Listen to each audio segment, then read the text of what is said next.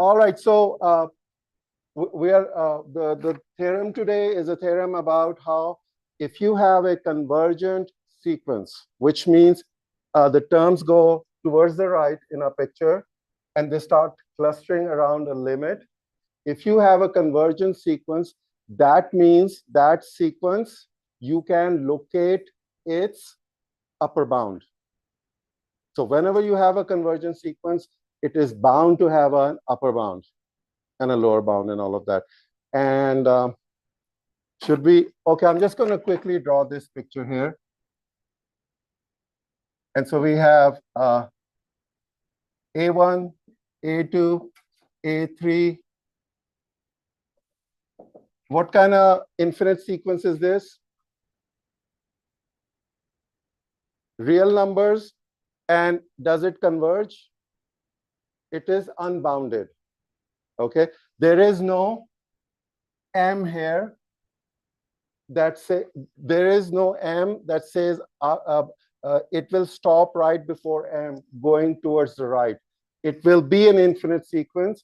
But what you have on the blackboard is an infinite sequence that keeps going to the right forever. All right, now last time we did this. A1, A2, and then there was one index number, AK, or we were using uppercase N. After this index number, all the terms that come after this term, though how many terms are going to come after this term? Infinitely many. Just like this goes on forever.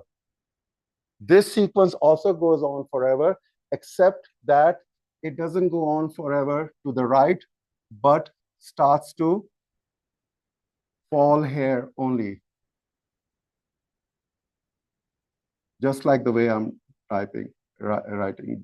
And so after this AN, all the terms of the sequence are clustering terms. They converge on this number called L. Sophia is here. And this is, if you have a situation where as the terms go towards the right, they start to cluster around the limit, then by definition,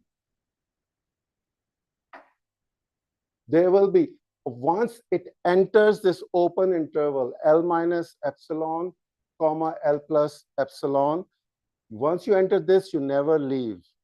The terms never leave forever, forever, forever. And if you look at that, that should remind you that if you have, let's say, this set here, let's make this a closed half open set. This is 3 and this is 1.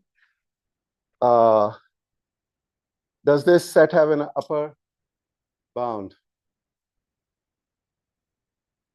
Right now, as this line here, does it have an upper bound? Yes. Which one is it? Very good. And how many upper bounds are there on the right? Millions upon millions upon millions, right? We have many M's going towards the right, right? Do you see this thing here? Does this not look just like an open set?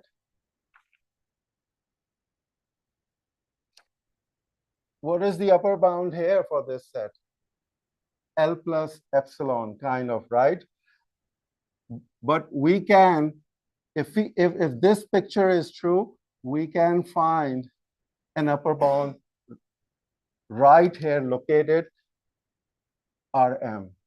This is because this looks just like that.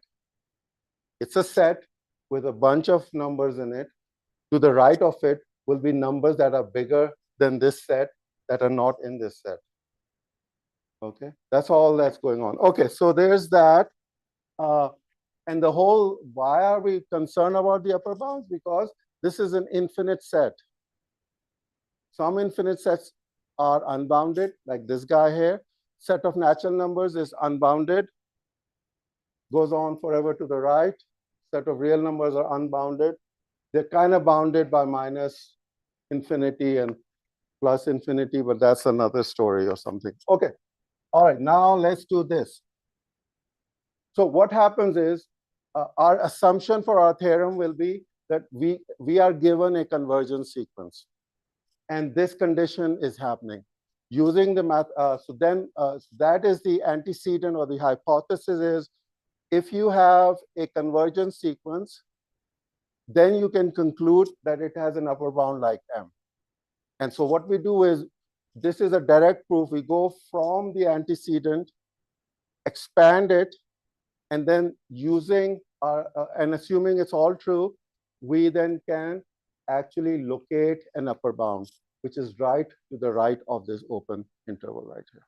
Okay, all right, but in order to do this proof about how all convergence sequences have an upper bound, we need this property called the triangle inequality property. And it's in your PowerPoint, and I might go over it. It's a really beautiful little proof on Friday, or maybe we might just move on. So we need this. We're going to apply this, and in order to calculate that there's and also we're going to apply supremum idea. We're going to do that, and we're going to also use a set.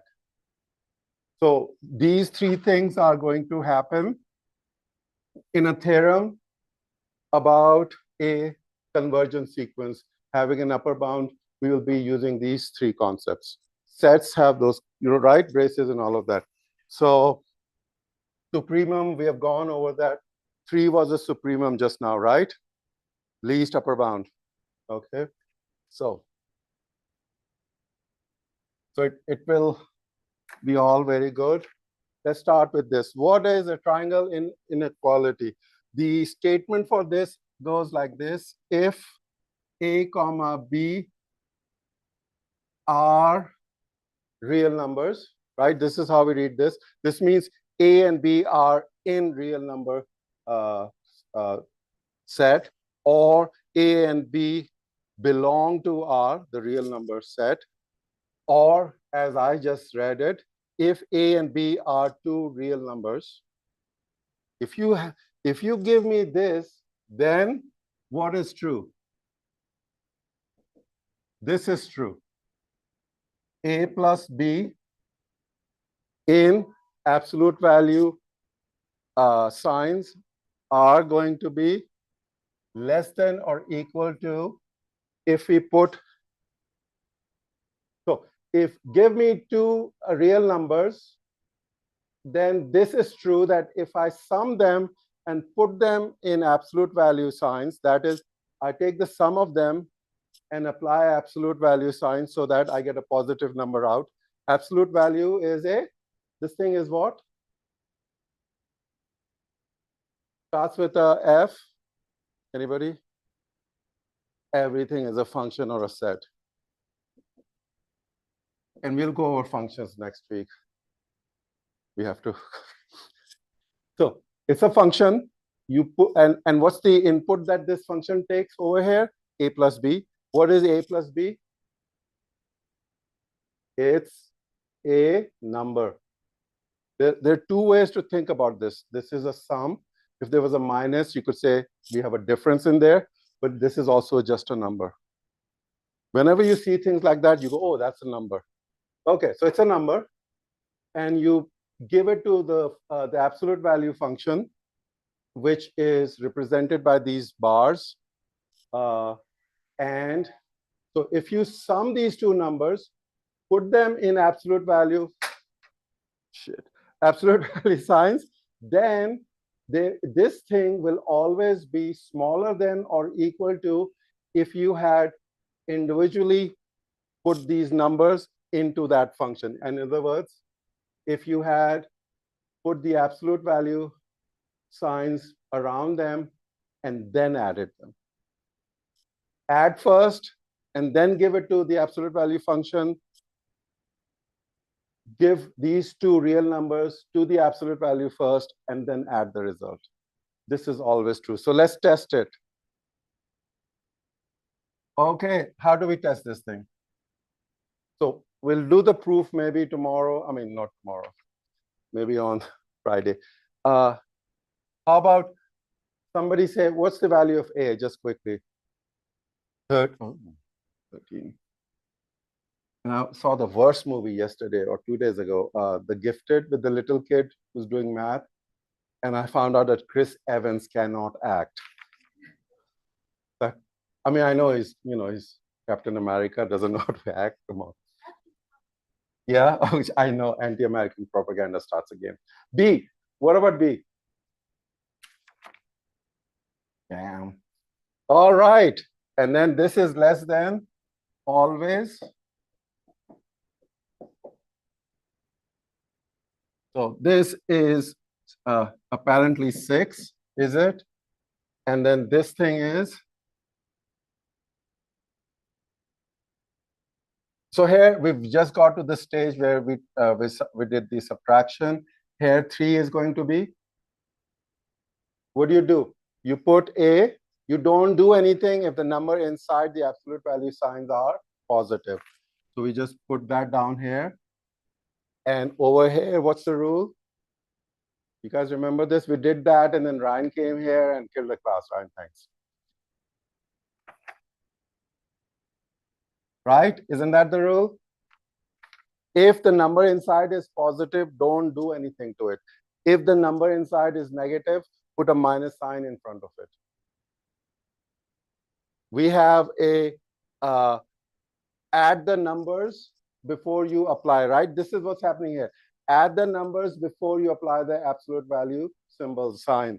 So this is 13 and minus 7. So we did the sum here and we got 6. And now we apply the absolute value sign. So now it's, and what's the rule? Don't touch it if it's positive.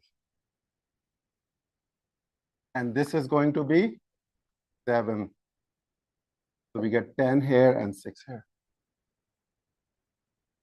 So that's all we're going to do today. The proof is very cute.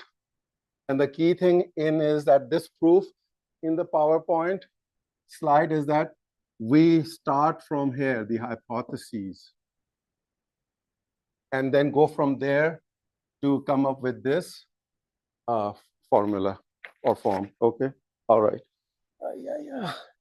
Okay. Let's move on to the actual theorem we're supposed to be doing right now.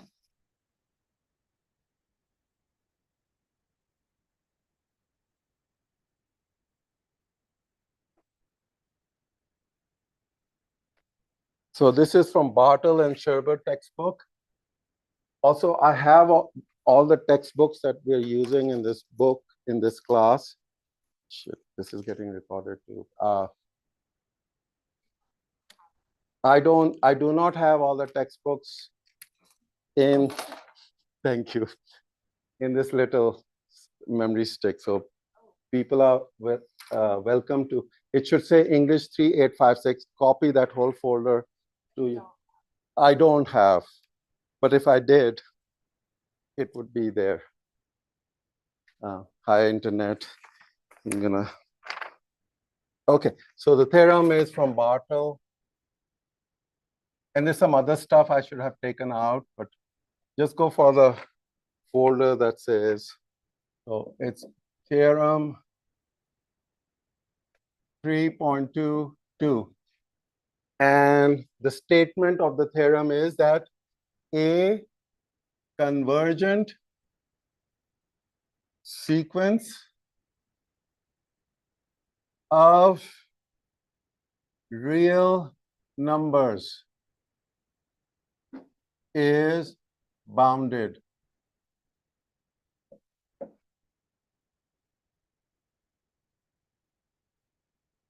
Okay, all right. A convergence sequence, when somebody says, I have a convergence sequence, and you say to him or her, oh yeah, sure, it has a limit. You can expand it like that, okay? So this statement is not an if then, right? I'm going to go ahead and underline what's the consequent or conclusion here? what is the thing that we're trying to prove? I want to underline that. Should I underline this thing? Is this the given? Or so this is what we need to show. So this is our consequent or conclusion. Therefore, this stuff here is our givens. This is our hypothesis. Thank you, Miss Ellie. Hypotheses, or another word for this is antecedent. Okay, if we were doing this proof for this theorem, proof by contradiction, we would do what first? What would be the first line would say? Let us assume the opposite of this. It is not bounded. So proof by contradiction would be assume it is not bounded and assume that the hypothesis and or the antecedent is still true. This remains true. We say not bounded, and when we make that assumption, then we start, and then we find a contradiction, just like in the last two. But we're not doing that here, right? We're not going to assume. We're going to try to go from here and get there. That is the plan, right? Rather than assume the opposite and not even get to the end and just declare we have run into problems and contradictions because we assume the opposite of what was true here. So everybody getting this? Okay. Stop me, ask me questions. So since we're doing a direct proof, where should we go first? Where do we start? What do we start expanding? We start here, trying to get there, because we're doing a direct proof. We're going to assume this is true. And in mathematics, what do you do with these letters? And okay, how many people do this? 12 plus 100 and 90 and 92. Please add this sum. This is 12 plus 192. Come on, folks. You do 12. Yes. Right? Isn't that what you would do? You can't do much with that, right? So we need to translate that, which means you have to remember what we did last time. So what are the two things? Mathematically, what are the two ways to say that a sequence of real numbers is convergent? We go, let's do number one method is, we can translate this into mathematical notation by writing a convergent sequence converges around a limit. Okay, so first of all, a sequence, how is a sequence represented? Anybody remember that? Very good. We do the limb,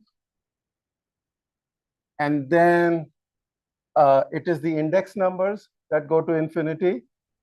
We could put that here.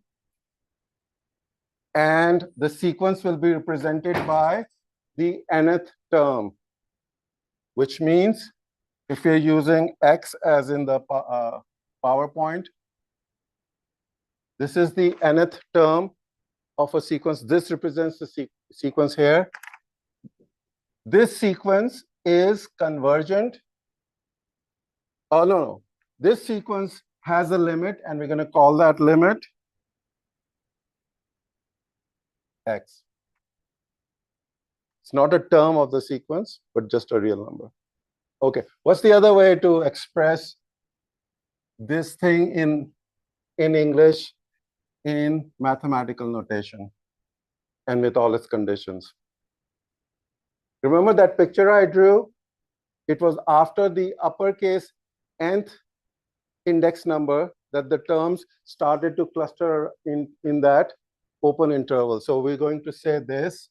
This is what Ryan was pointing out to me last time.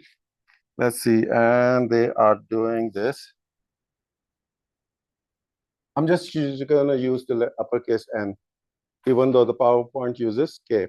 Okay, and then How do you express that? What is this saying? All terms after the term with the uppercase N index. This is saying this is telling you we are only considering terms with index number N that come after this term with the uppercase N. So not the first few terms, but all the infinite terms that cluster around the limit. How do you express that? That they are in the same neighborhood. Okay, I'm doing the, no? Okay, didn't help? All right. Okay. I'm gonna put all the terms after the A uppercase N term, the threshold term, are going to be within all the terms. So this is terms will be within epsilon distance of the limit A. How do we picture this? What you see, you guys have not been doing all the homeworks I've been assigning you? Very, very. A1, A2, A3, A4. What should we need next? Or N is 6, right? So here we have A uppercase N is 6. After this term, because it says equal to, this term could be inside where sits the limit. After this term, all the terms that come after this, including this, are within epsilon distance of the limit A. And this could be this one here, right? And so this would be, is this guy within epsilon distance of A? Yes. What could epsilon be? It could be 1, for instance. Okay, we still haven't got to the proof yet. These are the two ways. When you see this and somebody tells you this is a sequence, you go, ah, you mean X and if you see this, what comes to mind? You say Xn is convergent. Xn is an infinite sequence which is convergent. When somebody writes this on the blackboard, this picture should show up in your head. This is a limited. This actually gives you all the ingredients to actually draw a picture. And when you see this, what is this notation telling you about AN, the sequence here? It could have been X, right? We could switch it out to X. X here. This would be the limit. These guys would be X1, X2, X3. This is saying that Xn is a convergent infinite sequence. Okay, have we run out of time? Shit. Okay. So, all right, remember, Friday we are doing a review for the exam, and then I'm going to send out all the notes you'll take and the notes from the previous semester, so you can then start doing it. I would recommend maybe working on. So can I delete that? This is what I call expanding in the PowerPoint. We are expanding this thing into these useful notation. Remember, 13 plus 14. This is easier to add, right? So that's the whole thing here. Okay, so next. What's the definition of having an upper bound? You need what sign?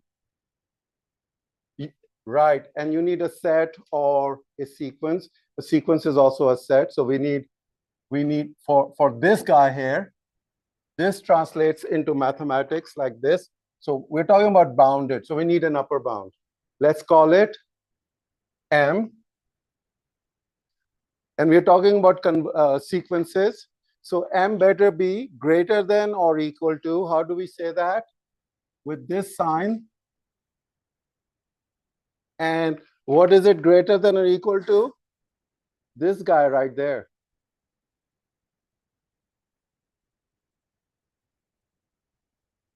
That's an X, sorry.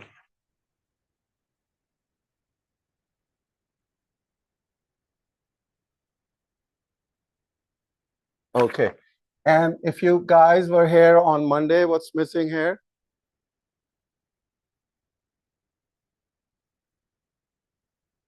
Absolute value sign is required because what it does is it says that there is a, if we don't have that, so this is the definition. If we only have this, this is saying that the set of natural numbers, what's its lower bound?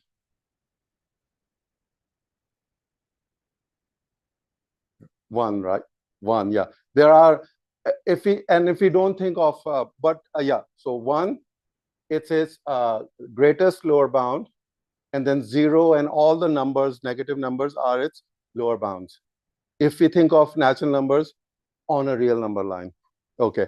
And then does it have an upper bound? So if the set of natural numbers lower bound is 1, set of natural numbers does not have an upper bound because it goes on forever. While this sequence actually clusters around a limit, does not go on forever.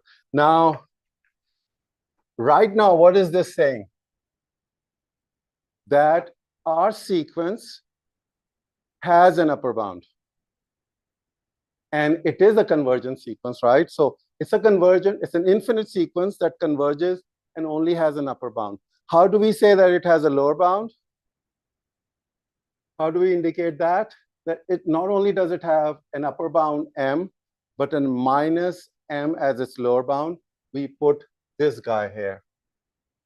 And then when you unpack this, this is the same as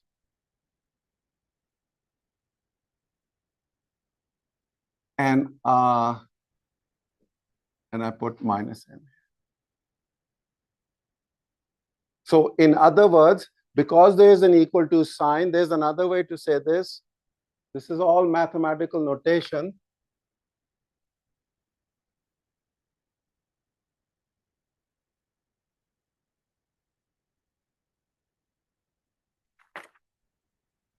So our convergence sequence fits in this closed interval with its left endpoint is minus M and right endpoint is M. In other words, if we were to take this, we would put an M here and an M minus M right there. Once you locate the positive upper bound, its twin sister is right there, the evil twin sister. She's very negative about everything. So everybody gets this? Should we move on? Good review? This is all review. Especially if you've been watching my great lectures unedited with jokes online. So I'll send you the link. I'll send you the link again. I've talked about killing all the Afghans, and Pakistanis are the most wonderful people. We want to rule the world, but Americans won't let us. This is all getting recorded. Thank you, Internet. It's actually, Internet is shutting down now. They're like, basically, anybody who opposes war is out now. So soon we will have no information about what's really happening in the world, other than what Miss K tells us. Okay. So let's do this. So I'm going to write again, which I just erased, proof. All right, this one's dying too. Come on, proof by, and this is a direct proof. All right, so finally, again, we're on the first line. Suppose that our convergence sequence. So now we have to come up with a representation for a sequence. And the PowerPoint says use this notation. So suppose that xn, why can we suppose this? Because we're doing a direct proof and we're assuming that this this line is all true. And we're just converting it. Suppose that our sequence, this convergence sequence, write this again, our convergence sequence xn has a limit. Sorry, here we go.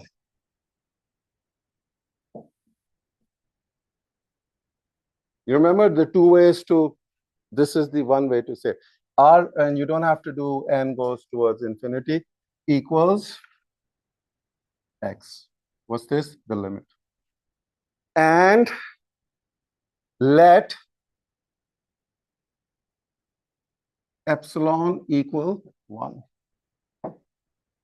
Epsilon can be any number. If I chose half, this proof will still work. If I said 1/4, it will work. 1 will work. I could have said 100 here, and this proof would still work. All right, folks. Okay, so so the book arbitrarily chooses 1 because they're trying. This is an introductory textbook. Usually, all you do is epsilon is, depends on the proof, 0. We want 1 because we're going to be using this number in our proof. What we do is, I'll just tell you how it ends. We say that if this is the limit around which the clustering terms are converging, then this limit plus 1 is the number right here, the upper bound. Why do we put absolute value signs around x? Because our limit could have been a negative number. So you want something to the right. Okay, all right. So is this useful? This is just reiterating that we assume that this sequence is convergent. This is the useful part in the first line.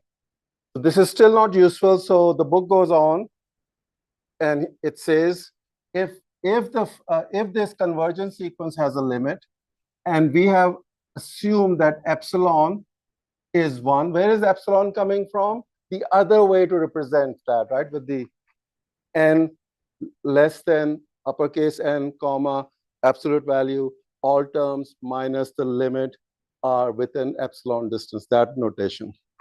That's where, so where did we get this epsilon from? Anybody? I'm just repeating myself. From this line here and the textbook. Where did I get this? From this line. It's all in here. Okay, so then there exists, and I don't know why the book did it like this, but it did, exists a natural number, and I'm going to call it n, the book calls it, and I'm going to put n equals, the book does this, but you could also do n sub 1. Book puts parentheses. Why did I call n a natural number? Anybody remember?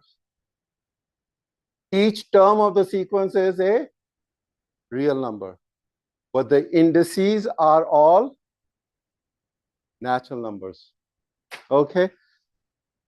It will only converge if there is an index number depending on the epsilon, the size of the epsilon, after which the terms fall in there. Okay, so we're doing really well. We are now ready to actually use our other representation of a convergence such that we will be using this guy here, and these two guys are coming in such that, what do I write here?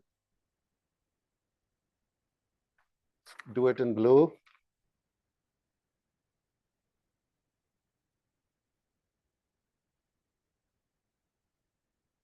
We want to wait for Jake will tell us. You are going to help us out here. So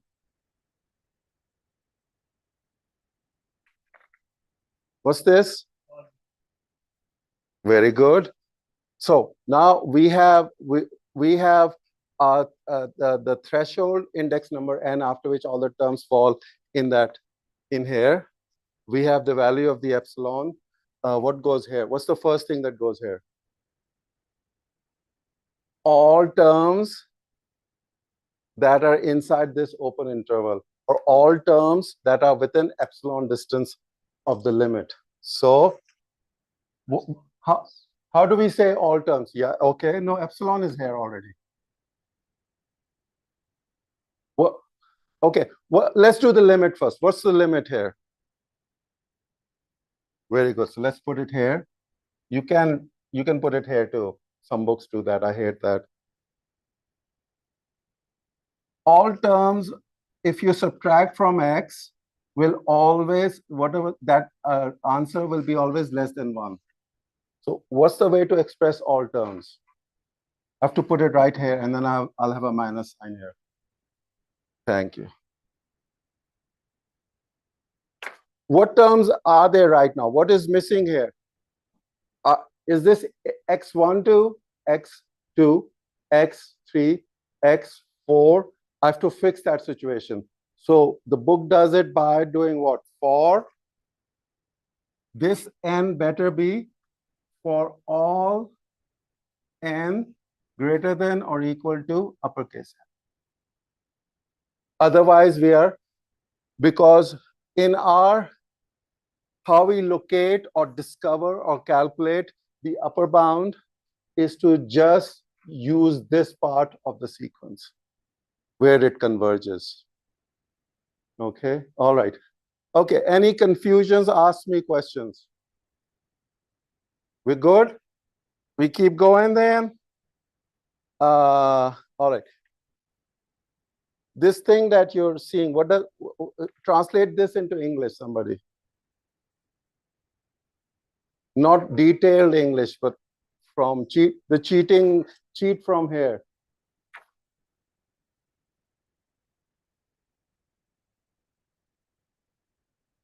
That is good. Okay, so I'm going to repeat what Ryan said, but that was not the answer I was looking for. All terms of the sequence are within epsilon distance of of the limit of the sequence. You see this and you cheat from this line here. What is this saying? Xn is a convergent sequence. This whole thing. Okay, is everybody getting that, or are you just looking at me like? I'm just making sure okay, what's the other thing it's saying? What Ryan said, what I repeated, what Ryan said, and also it's saying that this sequence has a limit. It's called X. All right, let's move on. I'm feeling it. I'm feeling the pain. Sophia. Yes, good. Just kidding. Where's your brother? Fuck. Okay, you need to get him out here. Okay.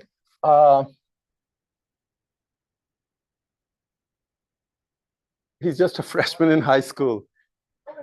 He's just a kid. Okay.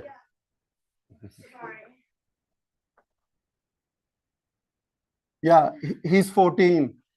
Okay, I'm going to draw the picture. Is there enough material here to draw a picture? Does this not enough, right? So I'm going to draw the picture. X1, X2, X3, X uppercase N, and let's put X uppercase N here. Let's put our limit up there. X plus 1 and X minus 1. and all the other terms after this term here are within these two endpoints. Are we cool? Okay, now, next line of the proof is we are now ready to apply. Can we do anything more? I'm sorry I deleted the statement of the theorem. We've exhausted and put all the information that we can use from the hypotheses and antecedent. So now is the time to go to the consequent, which was, so I'm going to actually write the theorem in a mathematical notation like Ryan does. So we're going to do this. We have if n is greater than or equal to uppercase n,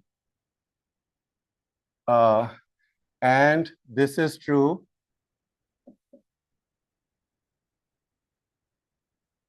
if this section is true, then this implies this is the antecedent.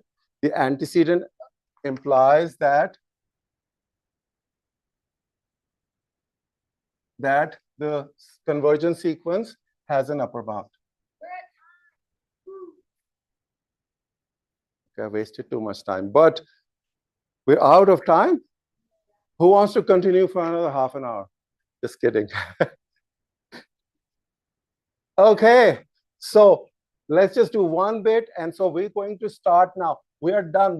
We can't add any extra stuff here. We have to go to the consequent. And we write this. And then I'm going to let you go. Why? This is where we start. Why did we write this? Why didn't I write this whole thing? Because this is in our assumption. In what we have to prove, we know we have assumed this true, but we haven't been able to show this to be true. So on Friday, I'll quickly go through without doing all the background so we can finish this.